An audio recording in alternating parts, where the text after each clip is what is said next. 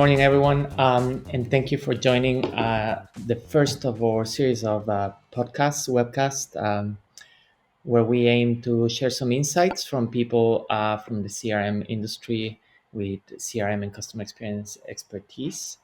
Um, and hopefully we can deliver some value on this series. So today we're talking about the future of B2B sales. We have Tim Gale on board with us to share some of his insights. And we basically wanted to go over how sales in the B2B space is changing. And they're changing mainly for three different trends that we see are taking place. One is definitely the buyer behavior that has changed over the course of the pandemic and is definitely here to stay. Um, all of the things that have happened in the world have changed the way we engage with buyers and how B2B companies need to adapt to this. The second is the concept of or the trend of consumerization, how B2C habits are moving into the B2B space and what are the expectations that is creating. And the third one that is being around for a while, but is taking a lot more force, is that everything is digital first before human face-to-face interactions. So those are the three things that we talking to Tim whilst preparing this content we were looking at reviewing, right? So thank you, Tim, for joining the webinar today, the webcast. So what are the things that are you guys seeing after two years of pandemic? What are the things that are changing in terms of behavior in the dynamics in between? Yeah, so obviously, first of all, thanks for having me on today and giving me an opportunity here just to sort of share some of my insights. And the obvious one is, selling has changed quite dramatically, and a couple of standout points from a personal perspective in the world of B2B. Obviously, meetings on site don't tend to happen so much, so the chance to actually build relationships have to be done virtually, and therefore it's much more challenging to really ascertain who the stakeholders are in a decision making process and the chance to build those relationships. And that's where we're finding that um, obviously decision making is happening much earlier in the process, and that's the importance of the marketeers in organizations of actually truly understanding who their prospects and their customers are with the type of content they're sending out. It's much more difficult to leverage third-party data now due to data privacy, and therefore the importance of first-party data is imperative. And that's where the ability to deliver personalized campaigns is really helping buyers to become more successful, because at that point their prospects, their customers have already engaged quite heavily with the brand, and obviously a very high percentage, as we well know, of decision making is happening before sales reps even get engaged. And even so much so that Forrester have identified that only 23% of a sales rep's time is selling, and therefore obviously when they are selling, then they need to we need to make sure that those prospects have really sort of been handed the type of information that's relevant to them to help them make their buying decisions. I think it's quite interesting to see that a lot of the B2B interactions before used to happen first on a human basis, human to human. If you go to an event or if you made a cold call and the customer answered, but those things are not happening now. Like if when people go to an event, they already have pre-engaged with a brand, they already have done their research. So digital first is definitely a huge thing. So the better prepared companies are with prospects data and how well that data is structured in your internal applications is super important, right? Hmm. The Yeah, other, yeah, I was going to say, and buyers expect brands, organisations to know about them in advance. And again, this is where I saw something at Hideki around 5Ps, which is sort of personalization, productivity, profitability, um, purpose, and precision. And effectively all five of those sort of tie into that sort of realm per se, and whether you're leveraging the power of AI from a productivity perspective, and therefore enabling sales reps or business development leads to really focus in on the types of prospects they should be speaking to. But again, that comes back around to like the purpose driven of what the brand stands for now, and millennials and Gen Z are really getting involved in decision making processes more so. That's really important to them, and the expectation that ultimately that sales rep knows a lot about them, and that's where the whole power of the personalization really does come to its Yeah, and fore.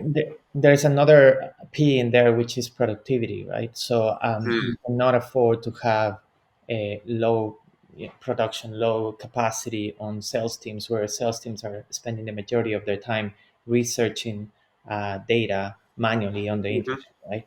So a lot of this work should be improved by both by AI and automation. You know, when you are putting out a digital initiative, you need to be able to nurture those leads. You need to be able to segment, gather data, and do all of that work in a automated way before customers you engage with customers, right?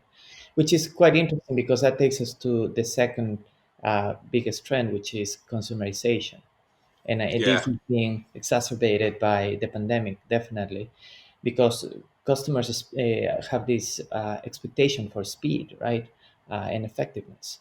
So when they engage with a brand, they are not going to spend a lot of time trying to understand the brand.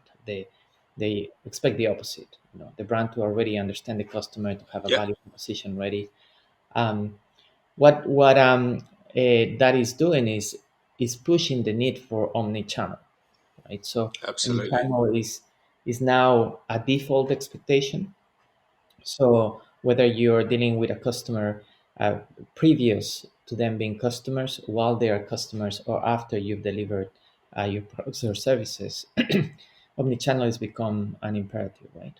So connecting with the different channels of the customer's choice, you know, whether it is telephone, email, social media, um, you know, all of these platforms need to be servicing the data that you have already collected, right? yeah, and that's what we hear, Hideki, from a lot of the organisation we're talking to bring them on to or to help them transform their business, but also our existing customers are looking to take advantage of our new sort of cloud offerings. And in the last couple of years, and this kind of points back to your first question again around the impact of the pandemic.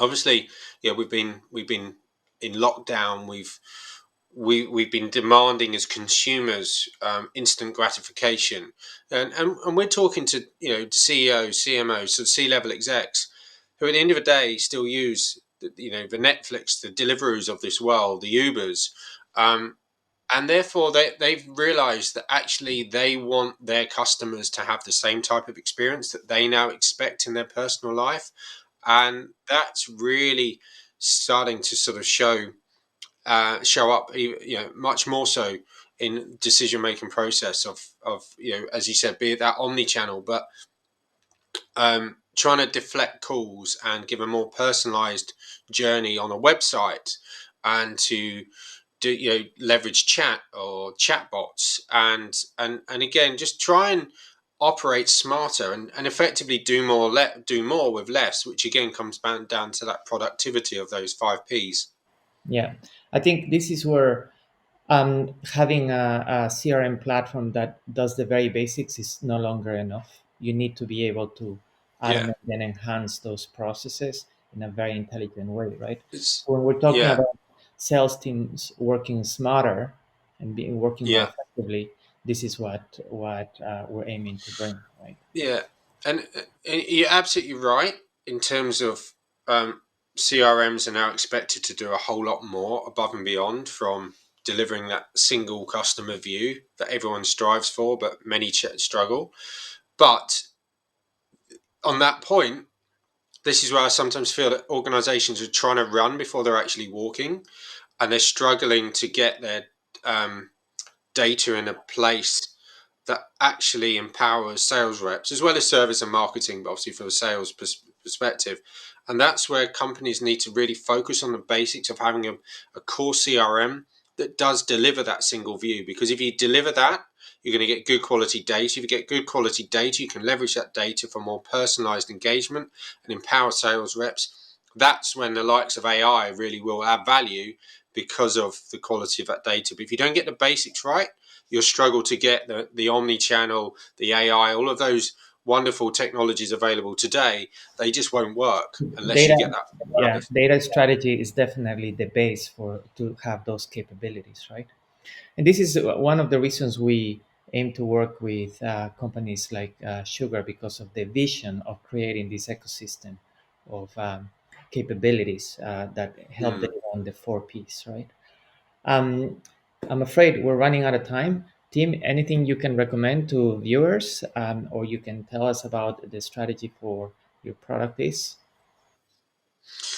I think, no, recommendation wise, I kind of touched on it a second ago. Is, yeah, focus on the basics of really truly understanding who your customers are. The big thing that we see today is organizations who have divisions, departments operating in silos, so duplication of efforts, data in different spreadsheets. Sales reps trying to sell into customers who are unhappy, and they're not aware of that because cases and tickets are managed in a different system. The two are not synced.